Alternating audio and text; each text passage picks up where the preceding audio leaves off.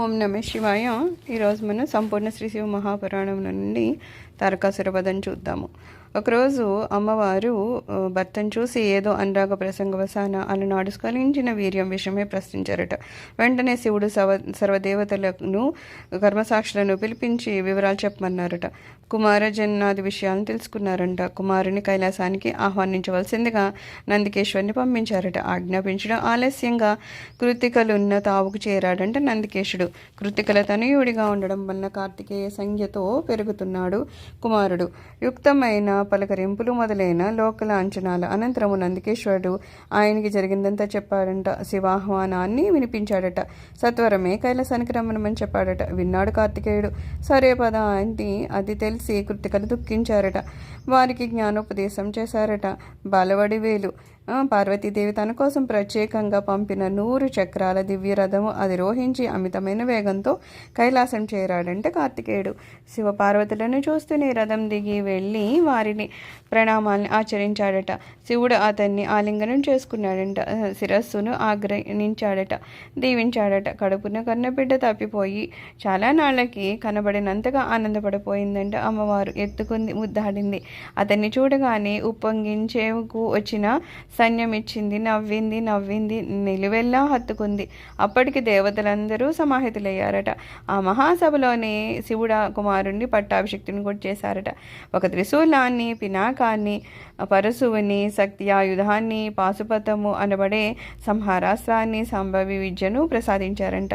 ఆ సందర్భాన్ని పురస్కరించుకుని విష్ణువు కుమారుడికి ఒక రత్న కిరీటాన్ని, వైజయంతి అనే కంఠహారాన్ని బహుకరించారట. బ్రహ్మదేవుడు ఆగ్నేయుడికి యజ్ఞోపవీతాన్ని, గాయత్రి మంతాన్ని, వేదాలను, కమండలని, బ్రహ్మాస్త్రాన్ని అర్పించుకున్నాడంట. దేవేంద్రుడు ఐరావతాన్ని, వజ్రాయుధాన్ని సమర్పించగా వరుణుడు శ్వేత ఛత్రమాలికలను, సూర్యుడు కవచాన్ని, మనోవేగం గల రథాన్ని చదివించుకున్నాడట. యమధర్మరాజు గాంగేయుడికి యమదండాన్ని ఇచ్చాడట. చంద్రుడు అమృత కలసమిచ్చాడంట. అగ్ని మరో మహాశక్తిని ఇచ్చాడట. నిరుతి స్వకీయాయుధాన్ని ఇచ్చాడంట. వాయువు వాయువాస్త్రాన్ని, కుబేరుడు గదని, ఈశానుడు త్రిశూలాన్ని, తదితర దేవతలు నానావిధ శస్త్రాలని, మన్మధుడు కామశాస్త్రాన్ని, కామ విద్యల్ని కూడా నివేదించాడట. క్షీరసాగర్ చెప్పుకోదగ్గ రత్నాల అందిలను అర్పించాడట. మతామహుడైన హిమవంతుడు దివ్యాభరణాలన్నింటినీ పట్టుబట్టలని పెట్టాడట. గరుత్మంతుడు తన కొడుకైన చిత్రబహుడిని వాహనంగా బహుకరించాడంట. అరుణుడు తామ్రచూడమనే కోడిని సమర్పించాడంట. అందరిచ్చినవి చూసి పార్వతీ చిరునవ్వి నవ్విందంట. కొడుకుని దీవించారట. ఆ దీవెంతోనే అనుపమానమైన ఐశ్వర్యము, చిరంజీవిత్వం కూడా సిద్ధింపచేసిందట. లక్ష్మీదేవి వచ్చింది. సంపదల తల్లి కదా, వివిధ సంపదల్ని ఇచ్చిందంట. చాలా అందమైన కంఠహారాన్ని కూడా ఇచ్చిందంట. సావిత్రీదేవి సిద్ధ విద్యలను గ్రహించింది. ఇతరత్రా ఉన్న దేవతా స్త్రీలందరూ ఎవరెవరి ఆధీనాల్లో ఉన్నవి వారిచ్చారట. ఆ మహానంద సమయంలో నిత్యానందుడైన శివుడు మొత్తం దేవతలందరినీ ఉద్దేశించి, నా బిడ్డ నా ఇంటికి చేరిన శుభవేళను పురస్కరించుకొని మీకేం కావాలో కోరుకోండి, ఇచ్చేస్తానన్నాడంట. అలా అనడం ఆలస్యంగా కుమారుని పంపించు, తారకాసురుని చంపించు, మనల్ని రాక్షసి యాత్ర నుంచి తప్పించు అని అడిగేశారట దేవతలు. తారకాసుర సంహారార్థము శివుడు కుమారుని ప్రేరేపించాడంట. విష్ణువు యొక్క ఆధ్వర్యంలో దేవతలకు సర్వాధికారిగా కుమారుడిని అభిషేకించారట. చతుర్ముఖుడి వేద పఠనంతో, పంచముఖుడి ఆశీస్సులతో తారకుడిపై దండెత్తాడంట షణ్ముఖుడు.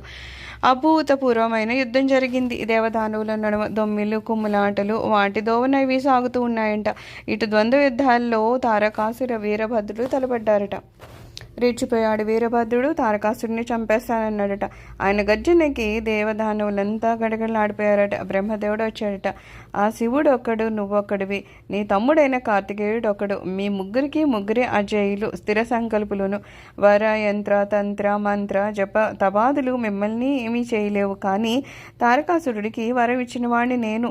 ఇప్పుడు వాడిని నువ్వు చంపేస్తే నా పరువు పోతుంది. పైగా ఇంత కష్టపడి పార్వతీ కళ్యాణం చేసి కుమారుని కన్నది దేనికి అంటూ అనేక రకాల బోధించాడట. ఆ వాదోపవాదాల మధ్యలో వచ్చాడంట విష్ణువు. సరాసరి తారకాసురుడితో తలపడ్డాడంట. తారకాసుర తార్క్షవాహనులిద్దరూ కూడా చెరోసారి మూర్చిపోయారంట. విష్ణువు మూర్చెల్లడం చూసిన వీరభద్రుడు మళ్ళా సంబరం మొదలుపెట్టాడంట.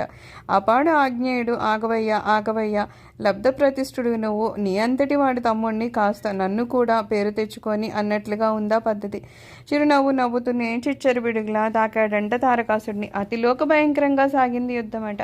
లెక్క పెట్టలేనంతమంది మహాయోధులు కూడా నానుడిపోయి ఆ స్కందధారకుల యుద్ధాన్ని చూడసాగారట. అందరి యుద్ధాలు ఉపశమించాయి. అటు దానవాధిపతి ఇటు దేవాధిపతి యుద్ధం చేశారట. కుమారుడి దెబ్బకు తారకుడు మూర్చిపోయాడంట. గొప్ప కలకలం లేచింది. అయితేనేం తారకుడు మళ్ళీ కోలుకున్నాడు. అతడు కుమారుని వేధించాడంట. దాంతో స్కందుడు మూర్చిల్లాడు. మళ్ళా గోలి చెలరేగిపోయింది. హాహాకారాలు చెలరేగే లోపలే తేరుకున్నాడంట కుమారుడు. తన శక్తిని అందుకున్నాడంట. తల్లిదండ్రులైన శివపార్వతుల్ని స్మరించాడట. వైరిమారకమైన వేలాయుధంతో ఒక్క వేటు వేశాడంట రాక్షసుణ్ణి. అంతే, తారకుడు హరించిపోయాడు. కుమారప్రభ సృష్టి అంతటా తేజరిల్లి సాగిందంట. సకల లోకాల దివ్యత్వమే వెల్లవేసిందట. విజయోత్సవాలతో కార్తికేయుడు కైలాసాన్ని చేరుకున్నాడంట. శివపార్వతులకు నమస్కరించి వారి ఆశీస్సులను అందుకొని సర్వజగత్తును సంతోషంలో ఓలలాడించాడంట.